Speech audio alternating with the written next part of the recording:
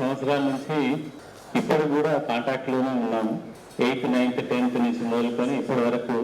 So మధ్యలో ఒక 7-8 years during PG programme కానీ పిహెచ్డి ప్రోగ్రామ్ అప్పుడు కొద్దిగా గ్యాప్ వచ్చిన ఆ తర్వాత when we joined into the service 89 onwards we are in contact with. So initially yes into the private organizations.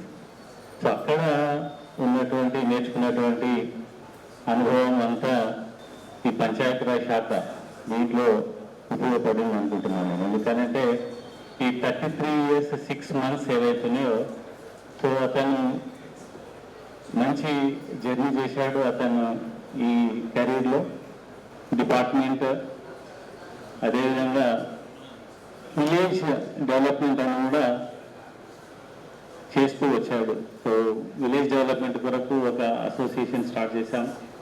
So దాంట్లో from the beginning is a president and he was guide philosopher and leading the organization. అతని better half Lakshmi garu అన్ని వేళల ఆమె అతనికి సహకారాలు అందిస్తూ అతన్ని motivate చేస్తూ అతన్ని ఎక్కడ కూడా డిప్రెషన్లోకి పోకుండా, చాలా సెట్ బ్యాక్స్ ఉన్నాయి బట్ అతన్ని మోటివేట్ చేస్తూ తీసుకొచ్చినటువంటి లక్ష్మి గారిని కూడా ఈరోజు నేను అభినందిస్తున్నాను.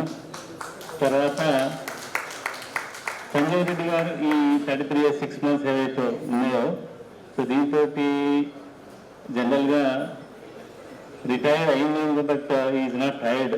ఎందుకంటే ఎప్పుడు హ్యాపీగానే కనపడుతూ ఉంటాడు, ఫేస్లో గ్లో ఉంటుంది.